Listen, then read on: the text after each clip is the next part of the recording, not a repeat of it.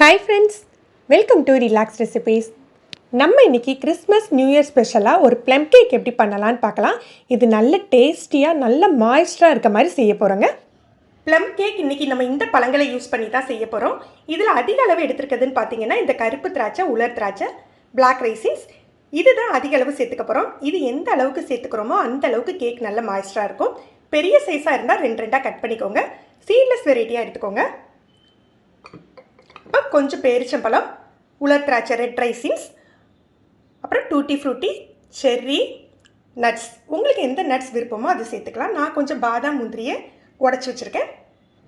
முதல்ல இது எல்லாத்தையும் நம்ம ஊற வச்சிடலாம். ட்ரெடிஷ்னல் மெத்தட் அப்படின்னு பார்த்தீங்கன்னா அது ஆல்கஹால் கண்டென்ட்டில் இதெல்லாம் 1 மந்த்துக்கு முன்னாலேயோ 1 இயருக்கு முன்னால் கூட ஊற வைப்பாங்க. நம்ம இன்றைக்கி ஃப்ரெஷ் ஆரஞ்சு ஜூஸில் தான் ஊற வைக்க போகிறோம். அது நல்லா ஹெல்த்தியும் கூட உங்களுக்கு, அதனால் குழந்தைங்களுக்கு கூட கொடுக்கலாம். நான் 2 ஆரஞ்சு பழத்துலேருந்து ஜூஸ் எடுத்து வச்சுருக்கேன். தண்ணி சேர்க்காத ஜூஸ் தான் எடுத்திருக்கேன். இப்போ இதெல்லாம் ஊற வச்சிடலாம்.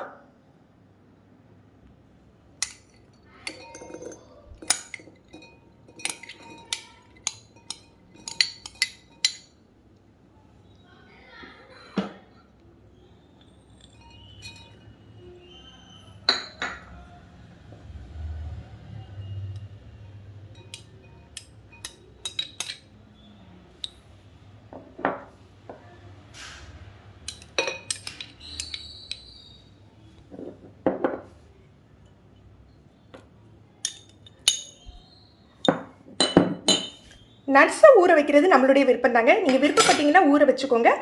ஊற வச்சா ரொம்ப சாஃப்டாக இருக்கும். இல்லை நீங்கள் கேக் செய்யல கூட சேர்த்துக்கலாம். நான் இன்றைக்கி சேர்த்து ஊற வச்சுக்க போகிறேன்.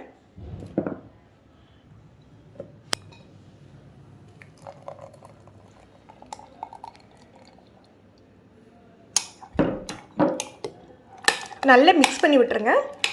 இது ஃப்ரெஷ் ஜூஸ் அப்படிங்கிறதுனால நம்ம இதை வெளியில் வைக்க போகிறது இல்லைங்க, ஃப்ரிட்ஜில் தான் வைக்க போகிறோம்.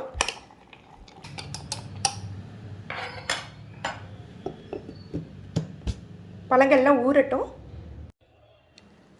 1 கப் சீனியோட ஒரு 3 கிராம்பு சேர்த்து மிக்சியில் திரிச்சு எடுத்து வச்சுக்கலாம். 1/2 கப் மைதா எடுத்துக்கலாம்.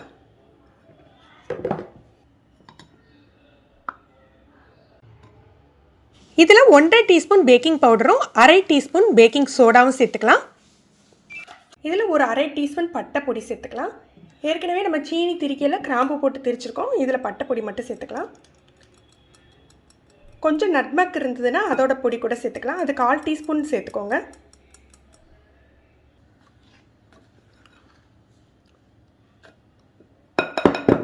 பேக்கிங் பேனில் பட்டரை அப்ளை பண்ணி பட்டர் ஷீட் போட்டு வச்சிடலாம்.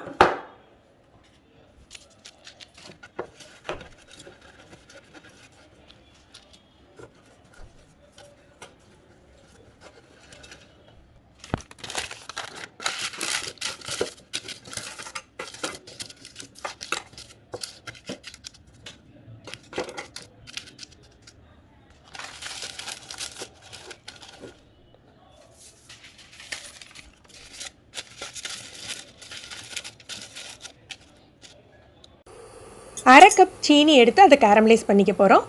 நல்ல லோ ஃப்ளேமில் 1/2 கப் சீனியை சேர்த்துட்டு நல்ல கனமான பாத்திரத்தில் சேர்த்துக்கோங்க. தண்ணி எதுவுமே விட வேண்டாம். லோ ஃப்ளேமில் அதுவே நல்ல இலகி வரும். இலகி வர்ற சமயத்தில் தான் நம்ம ஹாட் வாட்டர் சேர்த்துப்போம்.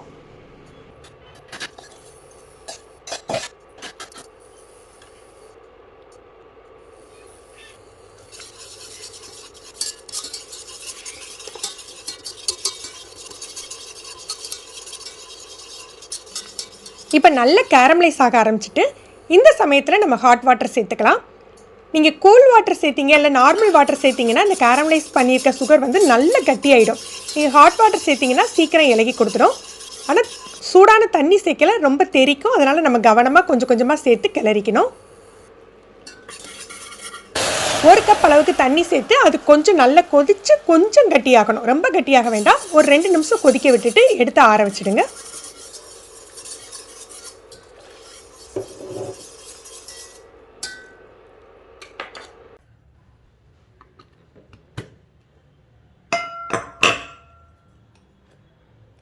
பாருங்கள், ஆரஞ்சு ஜூஸில் பழங்கள்லாம் நல்லா ஊறி இருக்குது.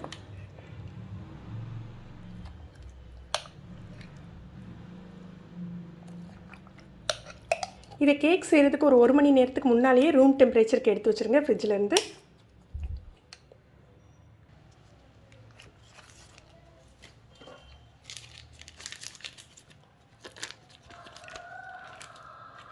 ஒரு 150 கிராம் பட்டர் எடுத்துருக்கேன். நல்ல ரூம் டெம்பரேச்சரில் சாஃப்டாக இருக்குது. முதல்ல இதை நம்ம பீட் பண்ணிக்கலாம்.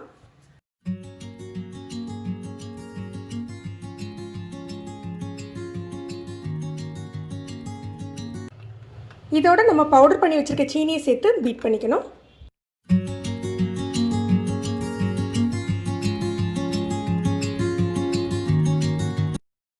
இந்த அளவுக்கு பீட் ஆன பிறகு நம்ம முட்டை சேர்த்துக்கலாம். 2 முட்டை சேர்த்துக்க அப்புறம் ஒன்று ஒன்றா சேர்த்துக்கலாம்.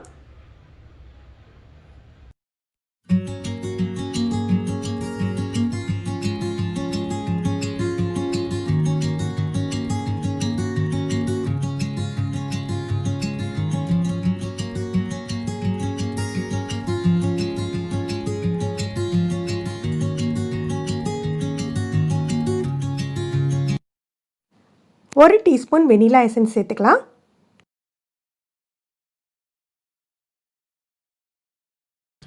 நம்ம கேரமலைஸ் பண்ணி வச்சுருக்க சுகரை சேர்த்துக்கலாம். ஃபுல்லாக சேர்க்க வேண்டாம், முதல்ல ஒரு பாதி சேர்த்துக்கோங்க. இப்போது நம்ம மைதா, பேக்கிங் பவுடர், பேக்கிங் சோடா கலந்து வச்சுருந்தோம் இல்லையா, அதெல்லாம் சேர்த்துக்கலாம். மாவு சேர்த்த பிறகு நம்ம அடித்து மிக்ஸ் பண்ணக்கூடாதுங்க, சாஃப்டாக தான் மிக்ஸ் பண்ணணும். இதை லேசாக மிக்ஸ் பண்ணிவிட்டு நம்ம ஃப்ரூட்ஸ்லாம் சேர்த்துக்கலாம்.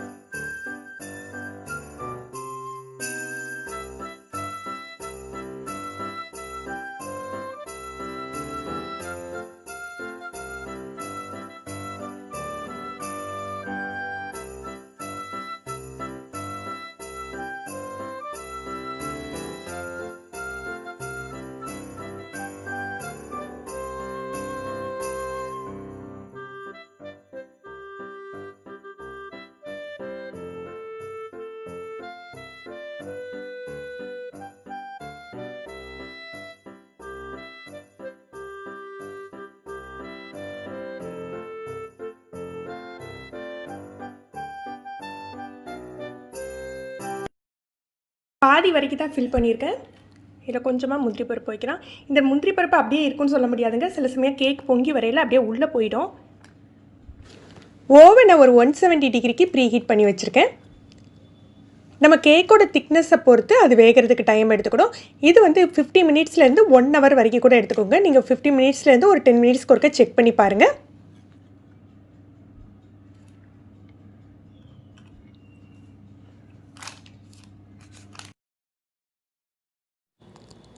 இப்போ நம்ம ப்ளம் கேக் தயாராகிடுச்சு. இது டோட்டலாக 1 ஹவர் எடுத்ததுங்க. ஃப்ரெண்ட்ஸ், நீங்களும் இந்த ரெசிபி ட்ரை பண்ணி பாருங்கள். எப்படி இருந்ததுன்னு கமெண்ட் பண்ணுங்கள். இந்த வீடியோ உங்களுக்கு பிடிச்சிருந்ததுன்னா லைக் பண்ணி ஷேர் பண்ணுங்கள். நீங்கள் நம்ம சேனலுக்கு புதுசுன்னா ரிலாக்ஸ் ரெசிபி சப்ஸ்கிரைப் பண்ணிக்கோங்க. மறக்காமல் கீழே உள்ள பெல் பட்டனை ப்ரெஸ் பண்ணுங்கள். அப்போ தான் நம்ம சேனலில் போடுற புது புது வீடியோக்களோட நோட்டிஃபிகேஷன் உங்களுக்கு இமீடியட்டாக கிடைக்கும். தேங்க்யூ.